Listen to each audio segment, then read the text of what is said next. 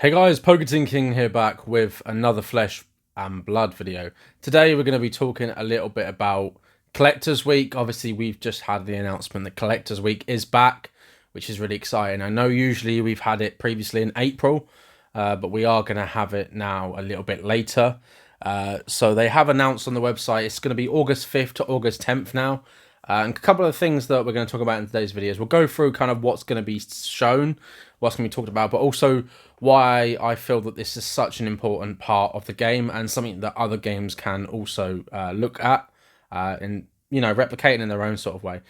So the Collectors Week, they've announced so far, the things will be up here, but interviews with key TCG collectors, they'll go through some, high-end collections.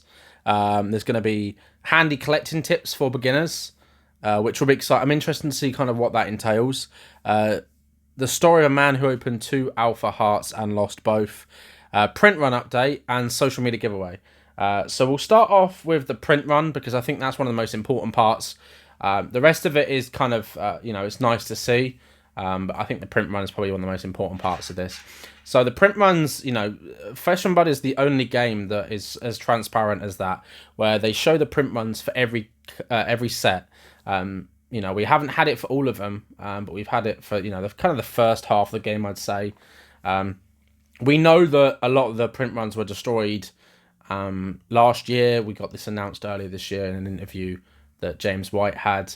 We know that Everfest Unlimited get destroyed, and we know that, print runs of other sets have also been. So, the speculation is sets like Outsiders, Dynasty, Uprising, Bright Lights, and so forth, those that had some of their print run destroyed. We don't know how much, but I can imagine that they'll probably show in the print runs either, what was technically hit circulation, excluding what was destroyed, or they might go, here's the full print run, here is what was destroyed, here is what's left.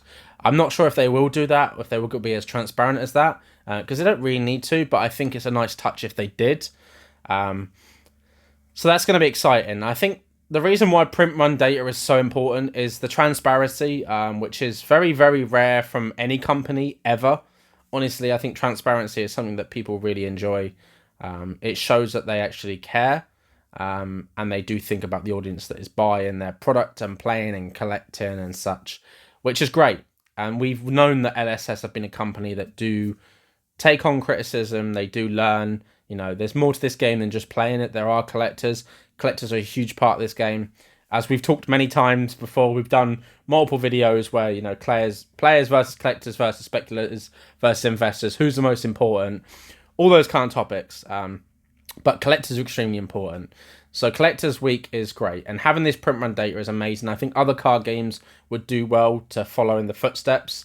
I think getting that data out there just kind of, shows you where you stand. People know where they stand. A lot of people like to crunch numbers. I like looking at numbers. I'm a numbers guy myself, and as are a lot of people in this hobby. So I think other card games would do well by doing so, especially new card games that, can do it now. I think maybe for older card games, it might be a bit harder. But games like Sorcery, maybe not the Bandai card games, maybe Union Arena starting off in English, they could release numbers for that. Maybe like Alpha Clash, Grand Archive, games like that. Just so people know where they stand, and that transparency is important. So the high-end collection side is going to be great to kind of see some of these amazing collections. Obviously, we did a video part of a series called It's Time to Not Be Quiet about Flesh and Blood, and we saw some absolutely amazing collections. We saw some really important and amazing people that are part of this community, part of this game, that showcase not only some bits that they're proud of, that they really enjoy, bits they've worked hard to get and collect, but as well as stories that go behind that. And I think that's what we're going to be seeing. I don't think we'll just see photos. I think we'll see videos. There'll be a whole thing to it, right? We're going to get stories, and that's the great thing about it, right? Is sharing stories, and that's why I like to do these videos. I like videos, over reading a wall of text, because you don't get the body language, you don't get the passion, you don't get that enjoyment side of it that you do get by kind of seeing someone talk about the game, showing off their collection, which is fantastic. We all like to look at shiny cardboard, right? The tips for beginners in collecting, I think, is really good because a lot of people don't know where to start. That is a that's something that I feel like a lot of card games right now, which is going to be a separate video for Pokemon, where I think people are a little bit lost and led astray. They're not really sure what they want to collect, how they want to collect. And I think, tips for beginners, people can kind of go, right, maybe I want to do master sets. How do I want to do master sets? Do I just do, the earliest sets? Do I do first edition and unlimited? Or do I just do one of each card and whatever, foil vary I can get, and to do so that. So it'll be interesting to see how that is shown. Social media giveaway, it might be Monarch first edition. I don't know if they still have some of that. Story of the man who opened 2 Alpha Hearts and lost both. And, just the interviews with the key TCG collectors. As I said, we're going to get stories. We're just going to get, a good insight that we might not already see. Sometimes, there's a lot of people that are in this hobby that are collectors that you don't necessarily hear about their collections. Obviously, we know high-profile collectors like Saint from Fabled Hunters.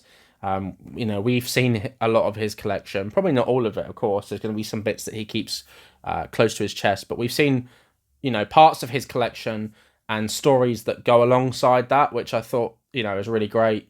I know some people didn't enjoy the trend. They felt that it was, trying to pump the game, which is, that wasn't what it was about. But I'm not going to sort of go in for 10 minutes about defending that, because, some people have their opinion in their head and it will never change. They're very hell-bent on how they feel about it. The emotional response to things sometimes, is a reason why we have drama in games like Flesh and Blood and other hobbies where people invest time and money. A lot of the time it's unneeded. Sometimes people just need to be told to shut up. I will cue the language because I've been flagged on YouTube already a few times and I don't want to get kicked off. It'd be a shame to get kicked off because I've swore. So I'm, try not to do that. I don't know why I can't, but I'd love to just say sort of screw it. But, we put time into this content and it'd be a shame. But yeah, sometimes people just need to be told to, keep quiet and, it's part and part, right? There's a lot of emotion involved in games like this. We all care a lot about this game. We want to see this game grow. And a lot of the decisions that LSS do is fantastic. Getting that Collector's Week is great again. And there's also a hashtag as well. So I actually don't use Twitter or X or whatever you want to call it. But I did actually... I did go on there to tweet about this. There's a hashtag FabCW, so Fab Collectors Week.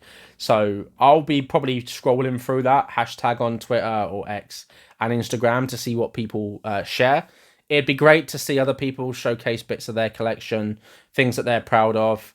That's the beauty of it, right? Because there's so much in Flesh and Blood to love. People can love specific sets. People can love specific classes.